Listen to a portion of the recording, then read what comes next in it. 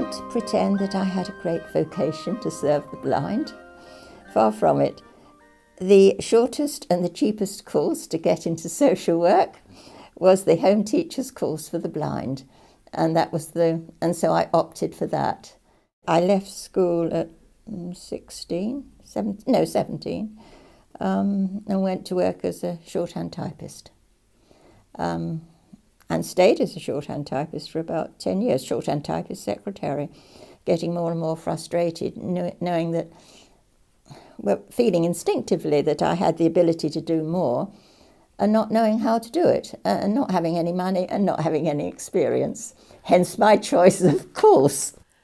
Apart from my mother having been a teacher of the deaf, I haven't had much to do with blind people before that.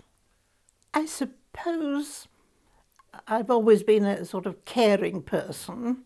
I did several jobs before taking the home teacher's training course. What were you doing at that time? I had university? Or? No, I had been working in various hospitals. Secretarial work mainly, but it was a sort of general dog's body to a research department. I think I saw it in the newspaper, an advertisement for home teachers, and I thought, oh, that sounds rather interesting. My sister, who was older than I was, she was unfortunate enough to have TB when she was 16. She tried for several jobs, a school secretary and things like that. But there was this superannuation scheme for pension when you leave, and because of her medical history, she would start job after job, and then when they went into the details and talked about future pensions and things, she wouldn't be accepted, and then she'd have to start all over again. And it was she who found out about home teachers for the blind, and she thought that was a job, would be nice to do. But again, she went into all the details, got all the details of a training course and everything, and decided that in the end she would be employed by local government and the same thing would happen again. She got all the information and everything, and I thought, it sounds very nice. Perhaps I'll do that. And from the beginning, I knew that was the job for me. I was led there to her cost. But I did ask her and say, would she mind? She said, no, of course not, go ahead. And so I did. I took the course, and that was a year's course, run by the Southern Regional Association for the Blind. It was a course that concentrated on handicrafts. I learned a great deal of things that I never ever used afterwards, such as how to show a blind person to turn a sock that they were knitting. I only ever met one blind person who knitted stocks to start with. But it was a course that was of its time. But the link with West Sussex was that the chair of the South Regional Association for the Blind was Captain Cochrane Barnett, a totally blind man, lost his sight in the war. And he always said that he tried to get the pick of the Southern Region students to come to West Sussex. And over the years, there was a series of us. About every 2 years, they appointed another home teacher, as we were called. So he was in charge of finding a new home teacher, so that the staff they had were all very much overworked, and the elderly population was growing rapidly, and so we were in great demand at that time. Yes. We trained for a year in Lambeth, funnily enough, London, and after that I did apply for a job in West Sussex, which was advertised. So I went for this interview, and happened to have a good result in my exam, so he thought, well, he'd have the best. Whether it turned out that way, I don't know. But anyway. I had my interview at Chichester. I can see it to this day. Beautiful sunny spring morning, and the seagulls were whirling over the cathedral spire. And I came out from that interview, having got the job, thinking to myself, are they going to pay me to work here? And they... So how old were you then? Well, I was a terribly naive, about 24, 25-year-old. We were very young in those days. So what was your job title? Home teacher for the blind. And but our work was supervised by the West Sussex Association for the blind. They posted me to Worthing.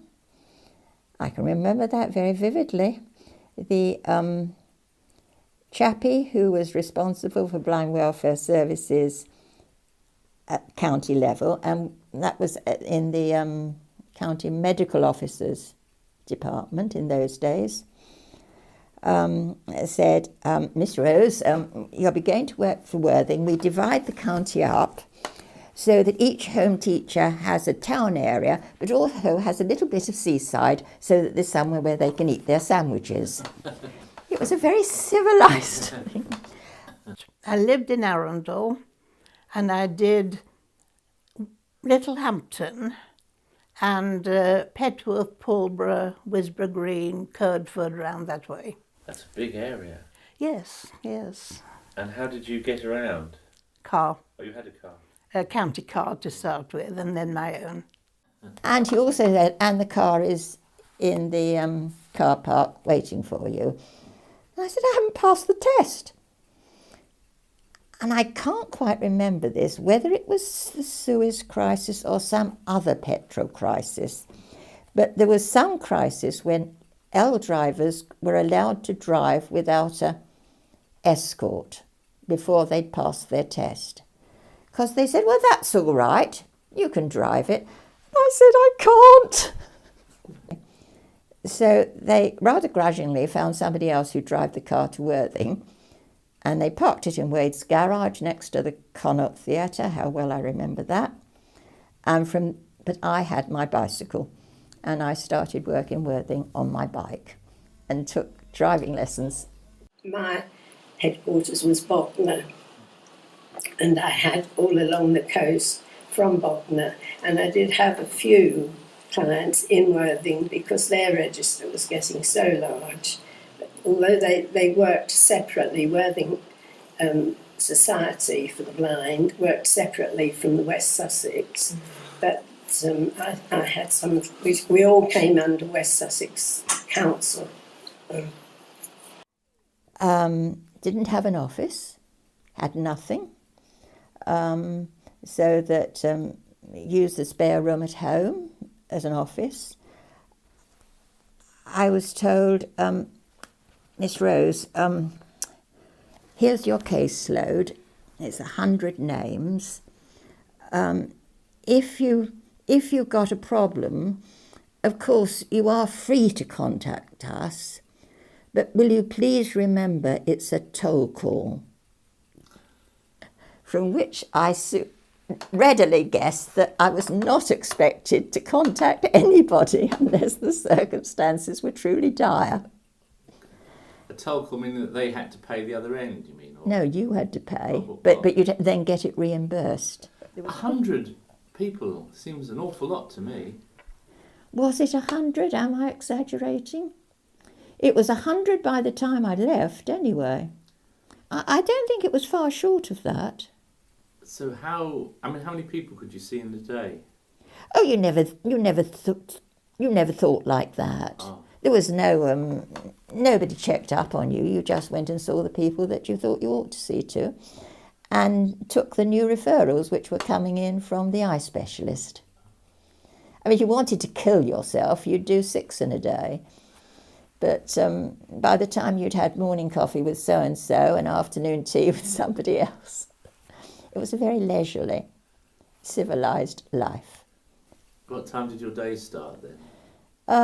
I think Now, what was it? I think it was 9 to 5:30 or 5:45, and every other Saturday morning, because it was the every other Saturday morning that you did your paperwork, because you did have to send in your new referral case fronts to Chichester for them to complete the registration.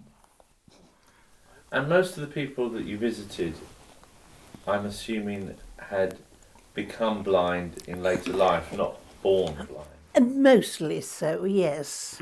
There were younger ones, but in those days, of course, children tend to go to sunshine homes for the blind and that sort of thing. But no, we had mainly the elderly ones. And of course, the time came when some wanted to go into a home for the blind. Though they were really nice country folk, and they would tell us all about, you know, the roasting of the pig at certain times in the village and all sorts. I don't know whether they had a lot of expectation from us. People's expectations were so much lower. Finance, for a small group, was the overwhelming problem. These were the younger people who weren't going to get employment and were reliant on national assistance.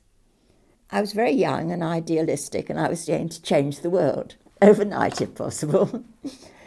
But what puzzled me very much was that when I was visiting people, a small group treated me in a totally different way to everybody else, to the way everybody else did. It was much more cautious, and most people I could relate to. And I related to them gradually, but I couldn't quite understand why there was this difference. And then I found out because I think it was a wife told me that her blind husband, if he knew that I was coming, made sure that she'd got the house straight, because originally the blind pension was paid out by the voluntary society, and my predecessors in the dim and distant past were the people who paid out the money instead of the relieving officer. And that feeling had still percolated, though the welfare state had come in and everybody who was eligible had their national assistance on a slightly higher rate if they were blind. And of course that was the reason why we got most of the referrals, because it was the specialists referring people, because they knew they'd get some extra money if they were registered blind. We came across people who couldn't read or write, you know. In fact, we used to take them to the eye specialist to get registered. And if they couldn't read, they had to hold up, you know, an E, letter E, and they had a letter E, and they had to do the same. And again, when you were talking about accommodation, and that was of course one of the problems in Worthing. Even in those days, Worthing was a town with older people, and it was a matter of accommodation. And all we really had to offer in those very early days was East Preston, which was the workhouse, and it wasn't good. We had quite a few blind people there. Home teachers all knew the workhouses. I mean, it stopped being called a workhouse by then, hadn't it? Oh yes, it wasn't called a workhouse, but it was still effectively that's what it was. Yes, and the person and the welfare officer who was doing the admissions for sighted people, I remember him saying to me one day, "Well, you see, Margaret, I always say I'm the relieving officer, and then they know what I'm talking about." These things die hard. But I can remember my colleague Eileen, we've got her photograph here somewhere, she had one gentleman who was in East Preston Workhouse, and I always remember her telling me that she conducted all her interviews sitting on the dustbins. Extraordinary. Yeah. Outside? outside. And why would that have been then? No privacy inside. Oh, because there were dormitories, weren't they? Yes. Of course, there were home workers that did various trades at home. There was a man in Petworth who did very nice rush seating. And then there were basket makers. But I would say the majority of the people that we went to see really was to see whether they were all right, to show them how to write letters with writing frames and that sort of thing, and any gadgets that were going. So how many people would you see in a typical day then? In the country, I would think about 5 or 6. In Worthing, rather more, because it was nearer. And back then, the roads were small, weren't they? So getting Yes. around was less cars, I suppose. That's less right. traffic, But there was a lady out in Bignor who was very difficult to get to in the snow. She was cut off nearly. So how long did you do that work for then? Home teacher until I married one of my clients. Oh, tell us about that then. Most of our registered were mostly elderly people. But on my particular register, there was this young man who lived in Rustington. A young man, sort of, was happily married, I thought, with young children, and lost his sight in a motorcycle accident. And he had a job. He was away quite a lot on courses for rehabilitation, and then for training to get a job.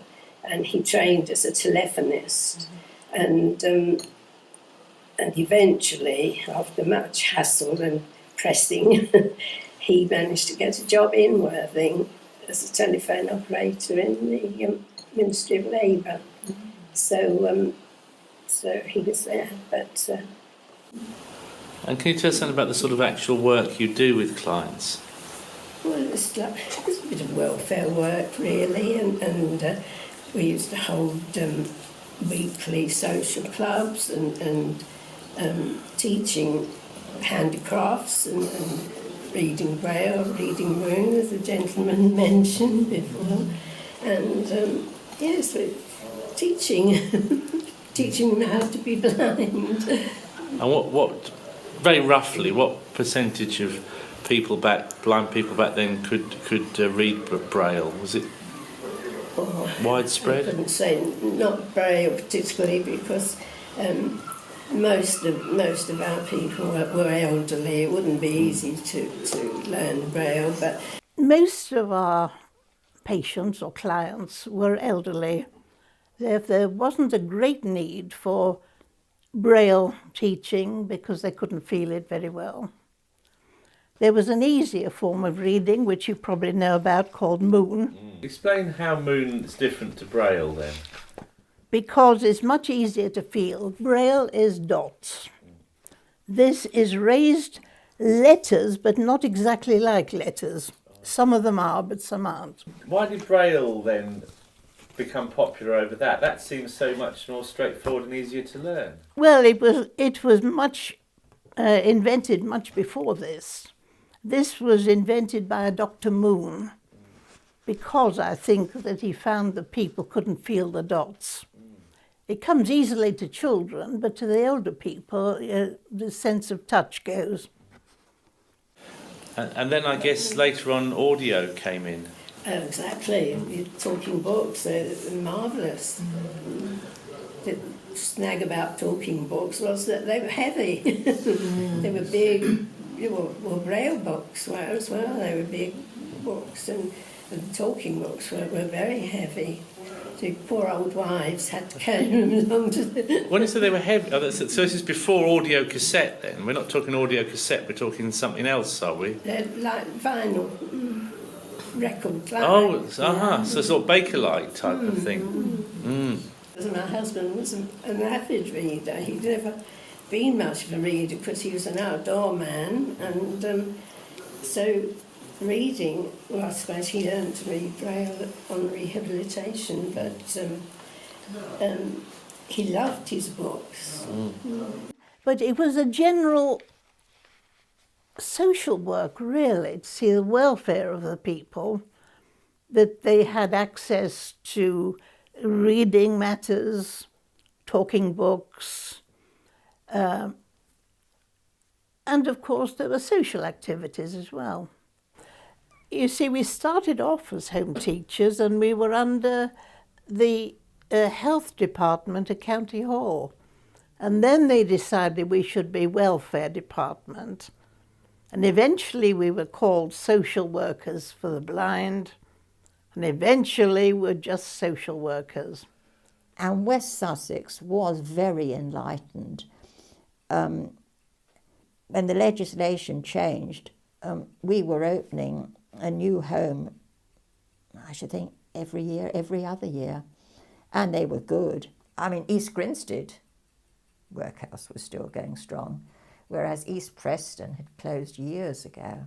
I can remember East Preston closing and they opening up several small homes and moving people out. We were proud of our homes, and when I moved over to East Sussex, having left blind welfare, it was like stepping into another world. There was nothing of the quality in East Sussex in those days that we'd had in West.